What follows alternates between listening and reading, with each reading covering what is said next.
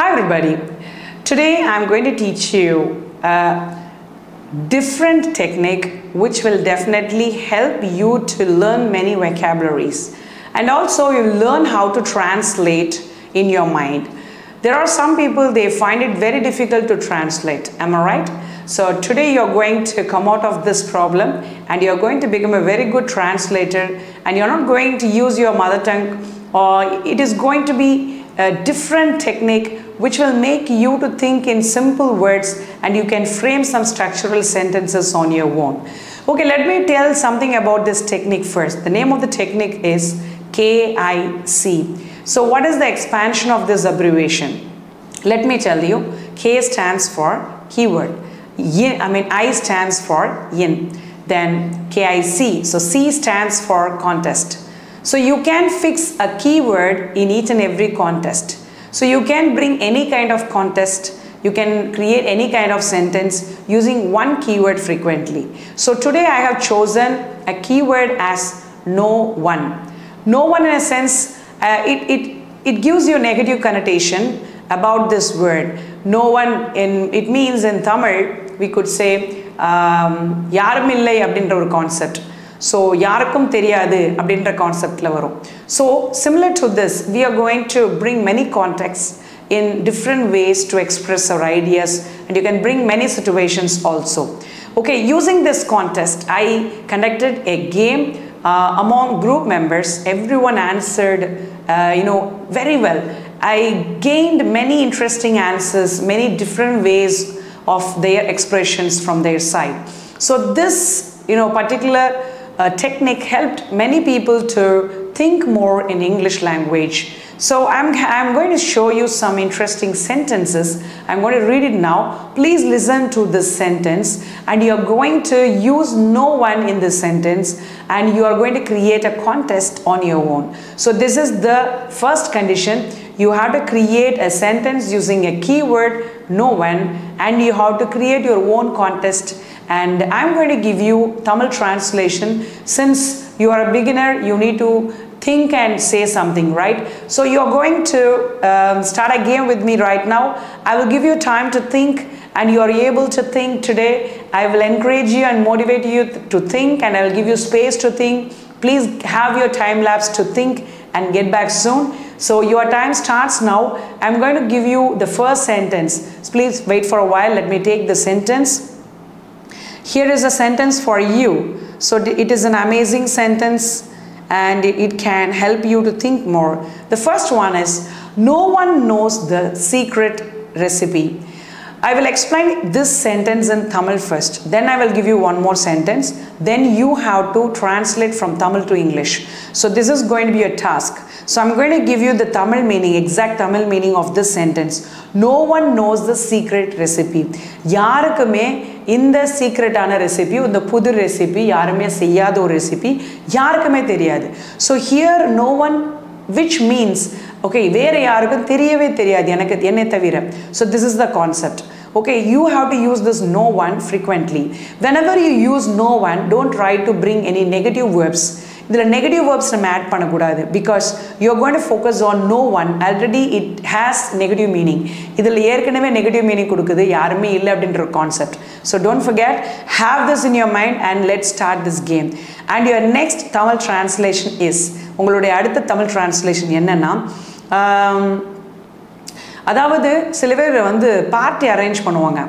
அந்த party arrange பண்ணும்போது பார்த்தீங்கன்னா ஒரு குறிப்பிட்ட நபருக்கு மட்டும்தான் சொல்லுவாங்க. மேபி ஒரு க்ளோஸ் ஃப்ரெண்டுக்கு மட்டும் சொல்லியிருப்பாங்க. அப்போ பார்த்தீங்கன்னா இந்த கான்வர்சேஷனை உங்கள் ஃப்ரெண்டோட நீங்கள் பேசுகிறீங்கன்னு நினச்சிக்கோங்க. நான் என்ன சொல்ல வரேன்னா, அதாவது நான் சொன்னேன் அப்படின்றத யோசிச்சுக்கோங்க. இந்த சர்ப்ரைஸான இந்த ஒரு சர்ப்ரைஸ் பார்ட்டி யாருக்குமே தெரியாது, சரியா? அதை நான் சொன்னேன், ஃப்ரெண்ட்கிட்ட நான் சொன்னேன் அப்படின்னா அது எப்படி நீங்கள் சென்டென்ஸாக மேக் பண்ணுவீங்க?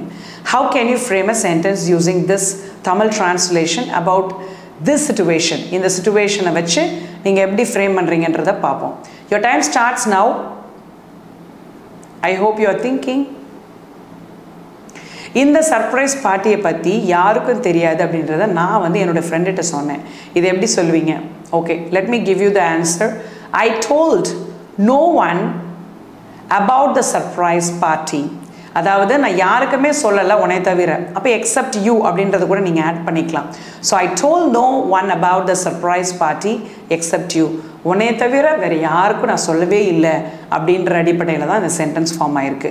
இதே மாதிரி நிறைய சுச்சுவேஷன்ஸ் உங்களுக்கு கொடுக்குறேன் தமிழில். Try to translate instantly. I'll give you time lapse to think. Okay, your next Tamil sentence is, அடுத்தது என்னன்னு பாருங்கள். அதாவது என்னுடைய இந்த சிறந்த ஒரு நண்பன் அப்படின்ற இடத்த யாராலையும் இந்த இடத்த நிரப்பவே முடியாது அப்படின்னு நம்ம சொல்வதை கேட்டிருப்போம். யாராலையும் என்னுடைய ஃப்ரெண்ட், இந்த பெஸ்ட் ஃப்ரெண்டோடைய இடத்தை நிரப்பவே முடியாது அப்படின்றத நம்ம எப்படி ஒரு சென்டென்ஸாக மேக் பண்ணலாம். And you have to use the keyword no one. அதை மறந்துடாமல் யூஸ் பண்ணணும். And you have to prepare your contest according to Tamil translation. நீங்கள் அதை வந்து இங்கிலீஷில் ட்ரான்ஸ்லேட் பண்ணுங்கள். your time starts now. யோசிச்சிங்களா? சரி, யோசிச்சிங்கன்னா காமெண்ட் செக்ஷனில் மறந்துடாமல் தெரிவிங்க. நான் உங்களுக்கு கரெக்டான ஆன்சர் சொல்கிறேன். no one can replace my best friend அப்படின்னு சொல்லலாம். இல்லைனா my best friend's place. ஃப்ரெண்டோடைய இடத்தை யாராலும் நிரப்ப முடியாது. நான் ரெண்டாவது சொன்னதான் கரெக்டான ஒரு ஆன்சர். ஓகே, இதை நோட் பண்ணி வச்சுக்கோங்க. சரி, அடுத்த ஒரு எக்ஸாம்பிள் கொடுக்குறேன். நான் வந்து உணர்ந்தேன் அப்படின்னா நான் வந்து ஃபீல் பண்ணேன் அப்படின்னு நம்ம சொல்லுவோம் அடிக்கடி. ஸோ இதில் நிறைய சென்டென்சஸ் நம்ம மேக் பண்ண முடியும் நோ ஒன் வச்சு. பாருங்கள், நான் உணர்ந்தேன் என்னை யாருமே புரிஞ்சுக்கல. நேற்று நம்ம பேசிகிட்டே இருக்கும்போது கான்வர்சேஷனில், நேற்று நான் வந்து பேசிகிட்டே இருக்கேன், எல்லாரும் கேட்குறாங்க, பட் யாருமே என்னை புரிஞ்சுக்கலன்றதை நான் ரொம்ப உணர்ந்தேன் அப்படின்னு நம்ம சொல்கிறோம். இது எப்படி இங்கிலீஷில் சொல்லுவீங்க? how will you translate this into English sentence? Okay, your time starts now again. Okay, உங்களுக்கு ஆன்சர் தெரிஞ்சிச்சுன்னா காமெண்ட் செக்ஷனில் எனக்கு பதில் சொல்லுங்கள். But I'll give you the right sentence. I felt like no one understood me. அதாவது I felt that, இல்லைன்னா I felt like no one understood me. அதாவது யாருமே நீ புரிஞ்சுக்கல அப்படின்னா no one understood அப்படின்றத போடலாம். நிறைய பேர் பார்த்தீங்கன்னா இந்த no oneக்கு அடுத்து நம்ம understood அப்படின்றத did not understand அப்படின்னு போடுவாங்க. இதுதான் தப்பு. இது கிராமட்டிக்கலி நிறைய பேர் பண்ணக்கூடிய மிஸ்டேக். நோ ஒன் அப்படின்னால யாருமே இல்லை, அதுவே நெகட்டிவான ஒரு சப்ஜெக்ட். அதில் நீங்கள் வந்து வேர்போட நீங்கள் நெகட்டிவ் கான்டெக்ஸ்ட் கொண்டு வந்தீங்கன்னா அது வந்து ராங். அதை நீங்கள் கரெக்டாக புரிஞ்சு போடுங்க. ஸோ டோன்ட் ஃபர்கெட், சப்ஜெக்ட்லேயே உங்களுக்கு நெகட்டிவிட்டி வந்ததுனால வேர்பில் நெகட்டிவ் கனெக்டேஷனில் நீங்கள் எழுதணும் அவசியமே இல்லை. Fine. Okay, your next sentence Tamil translation பாருங்கள். அதாவது இந்த மலையை யாருமே ஏறினது இல்லை. அதாவது மேலே ஏறுவாங்கள்ல, மலை ஏறுவாங்க இல்லையா, இந்த மலையை யாருமே ஏறினதே இல்லை சரித்திரத்தில் அப்படின்னு நம்ம சொல்லுவோம் இல்லையா. ஸோ இதை எப்படி இங்கிலீஷில் சொல்லுவீங்க? your time starts now. Okay, நானே சொல்லிடுறேன். no one has ever climbed this mountain successfully அப்படின்னு சொல்ல வெற்றிகரமாக. ஓகே, ஹிஸ்டாரிக்கலி யாருமே இந்த மலையை வந்து ஏறினதே சரித்திரம் இல்லை அப்படின்றத தான் ஹிஸ்டாரிக்கலின்னு சொல்கிறோம். வெற்றிகரமாக அப்படின்னு சொல்ல, வெற்றிகரமாக யாருமே ஏறினது இல்லைன்னா சக்ஸஸ்ஃபுல்லி அப்படின்னு சொல்லுங்கள். ஸோ இந்த மாதிரி வாக்கியங்களெல்லாம் நம்ம அன்றாட தமிழில் பேசுகிறோம். பட் இங்கிலீஷில் எப்படி நம்ம அதை வந்து டிரான்ஸ்லேட் பண்ணணும் அப்படின்னு தெரியல. அதுக்கு தான் இந்த கேஐசி அப்படின்ற ஒரு டெக்னிக்கை நான் இன்ட்ரடியூஸ் பண்ணியிருக்கேன். ஸோ கேஐசி அப்படின்றது ஒரு கீவேர்ட் யூஸ் பண்ணி டிஃப்ரெண்ட் கான்டெக்ஸ்டில் நம்ம நிறைய சென்டென்சஸ் ஃப்ரேம் பண்ணுறது தான் இதனுடைய முக்கியத்துவம். Nowadays people, they don't focus on specific keyword. இந்த ஸ்பெசிஃபிக் கீவேர்ட் இருந்தாலும் அதை மல்டிபிள் பண்ணக்கூடிய திறமை வந்து ரிஃபிங் அப்படின்ற டெக்னிக் நான் ஏற்கனவே என்னுடைய சேனலில் நான் அப்லோட் பண்ணியிருக்கேன் ஒரு வீடியோ. You can go and watch that video also. Get benefitted soon and try to learn many techniques from my channel. மறந்துடாம சேனலை சப்ஸ்கிரைப் பண்ணிக்கோங்க. நிறைய பேர் பார்க்குறீங்க, but you forget to subscribe to my channel. So try to subscribe immediately. Okay, if you வாட்சிங் right now, இப்போ நீங்கள் watch பண்ணிட்டு இருக்கீங்கன்னா நம்மளுடைய சேனலை சப்ஸ்கிரைப் பண்ணிவிட்டு தொடர்ச்சியாக நீங்கள் வாட்ச் பண்ணுங்கள், பர்சியூ பண்ணுங்கள். ரைட், அடுத்த ஒரு சென்டென்ஸ் உங்களுக்கு தமிழில் கொடுக்குறேன். அதாவது நேற்று நான் கிளாஸ் எடுத்துகிட்டு இருந்தேன், நான் நல்லா உணர்ந்தேன் யாருமே என்னை கவனிக்கலை. அவங்க ஏதோ வெளியில் ஃபங்க்ஷன் நடக்குது அதவே பார்த்துட்டு இருந்தாங்க. ஸோ யாருமே என்னை கவனிக்கலை அப்படின்றத எப்படி நீங்கள் சொல்லுவீங்க? Your time starts now. Okay, answer கண்டுபிடிச்சிங்கன்னா காமெண்ட் செக்ஷனில் உடனே டைப் பண்ணி எனக்கு அனுப்புங்க. நான் உங்களுடைய திங்கிங் எபிலிட்டி எவ்வளோ தூரம் இருக்குன்றத நான் உங்களுக்கு காமெண்ட் செக்ஷனில் தெரிவிப்பேன். Okay, if you want to know about your level, don't forget to comment your answers. உங்களுடைய பதில்களை எனக்கு காமெண்ட் செக்ஷனில் தெரிவிக்க மறந்துடவே மறந்துடாதீங்க. Don't forget to do this. This is very important work which you are going to do instantly and it will improve your English instantly. உங்களுடைய ஆங்கில வளமையும் அப்படியே இன்ஸ்டன்ட்ல உங்களுடைய டெவலப்மெண்ட்டை நீங்க பார்க்க முடியும். ரைட், நான் சொல்றேன் இது என்னோட ஆங்கிலம் வெர்ஷன் என்னன்னா, I felt like no one was listening to me. So I felt like no one was listening to me அப்படின்றது தான் கரெக்ட். யாருமே கவனிக்கல அப்படின்னா no one was listening தான். No one was not listening போட்றாதீங்க. நான் சொன்ன மாதிரி சப்ஜெக்ட்ல நெகட்டிவிட்டி வந்துருச்சு, அதனால நீங்க வெர்ப்ல கொண்டு வரணும் அவசியம் இல்லை. நெக்ஸ்ட் ஒன், இது அடிக்கடி நம்ம பேசக்கூடிய ஒரு சென்டென்ஸ். அதாவது நாளைக்கு என்ன நடக்க போகுது, நம்மளுடைய எதிர்காலம் எப்படி இருக்க போகுதுன்றது யாருக்குமே தெரியாதுங்க அப்படின்னு நம்ம தத்துவமாக பேசுவோம். அதை எப்படி இங்கிலீஷில் சொல்லுவீங்க? Your time starts now, think and leave your answer. இது எல்லாருமே தெரிஞ்ச விஷயம், பட் உங்களுக்கு எவ்வளோ தூரம் அதை சென்டென்ஸாக நீங்கள் மேக் பண்ணுறீங்கன்றத I want to check it. உங்கள் கீவேர்ட் நோ ஒன், அதில் நான் சொன்ன கான்செப்ட் என்ன கான்டெஸ்ட்ன்றதை தமிழில் சொல்லிட்டேன், நீங்கள் ஆங்கிலத்தில் ட்ரான்ஸ்லேட் பண்ணுங்கள். Your time starts now. காமெண்ட்டில் தெரிவிச்சிட்டிங்களா? ஓகே, அப்படின்னா உங்களுடைய காமெண்ட்டை நான் கண்டிப்பாக பார்க்குறேன். இதனுடைய ஆன்சர் என்னன்னு கேட்டால் எப்படி நம்ம கரெக்டாக சொல்லலாம் அப்படின்னா, no one knows what the future holds. No one knows what the future holds. இதில் பார்த்தீங்கன்னா நீங்கள் வேறு விதமாக சொல்லலாம். No one knows what will happen next in future அப்படி கூட சொல்லலாம். So no one knows what will happen in future அப்படி கூட சொல்லலாம். வெவ்வேறு விதங்களில் யோசிக்கிறது தான் ரிஃபிங் technique.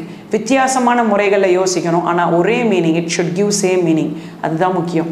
Okay, so KIC technique use பண்ணுங்கள். இன்றைக்கி யூஸ் பண்ணிங்கன்னா definitely you will improve your thinking ability to the next level. Don't forget, subscribe to my channel. சரி, கடைசியாக நான் உங்களுக்கு 2 வாக்கியங்கள் தமிழில் சொல்கிறேன்.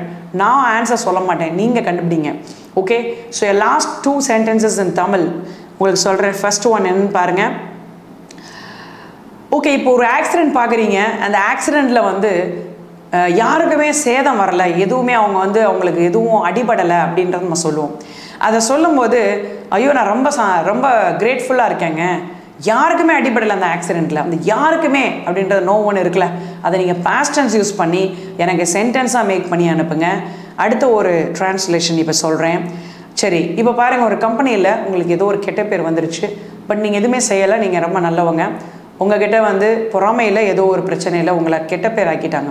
அப்போ அந்த சூழ்நிலையில் திருப்பி அந்த ஓனர் உங்களுடைய நல்ல குவாலிட்டிஸை தெரிஞ்சுட்டு, நீங்கள் இந்த விஷயத்தை பண்ணவே இல்லைன்னு தெரிஞ்சுட்டு, if the same person, the owner is going to invite you to the same company, அவருடைய கம்பெனிக்கு, ஒரே கம்பெனி, அந்த சேம் கம்பெனிக்கு உங்களை இன்வைட் பண்ணுறாரு போது நீங்கள் சொல்லுவீங்க, ஐயோ எனக்கு பயமாக இருக்குது, என்னை யாரும் நம்பவே மாட்டாங்க அப்படின்ற பயம் எனக்கு இருக்குது அப்படின்னு நம்ம சொல்லுவோம்ல. அது எப்படி இங்கிலீஷில் நீங்கள் ட்ரான்ஸ்லேட் பண்ணுவீங்கன்றதையே காமெண்ட் செக்ஷனில் தெரிவிங்க. ஸோ 2 ட்ரான்ஸ்லேஷன் நீங்கள் தான் எனக்கு காமெண்ட் செக்ஷனில் தெரிவிக்கணும். மொத்தத்தையும் நீங்கள் ட்ரான்ஸ்லேட் பண்ணி அனுப்பினாலும் it is your opinion, and also the way you have tried should impress me because you have been working something with me. So என்னோட சேர்ந்து நீங்கள் செயல்பட்டீங்க அப்படின்னா definitely you can speak well soon. So இந்த technique உங்களுக்கு ரொம்ப யூஸ்ஃபுல்லாக இருக்கும் அப்படின்னா leave your comments about this KIC technique, keyword in contest. So இது இன்ட்ரெஸ்டிங்கான ஒரு டெக்னிக், யாருமே சொல்லித்தராத ஒரு டெக்னிக்ன்றதை நம்புகிறேன்.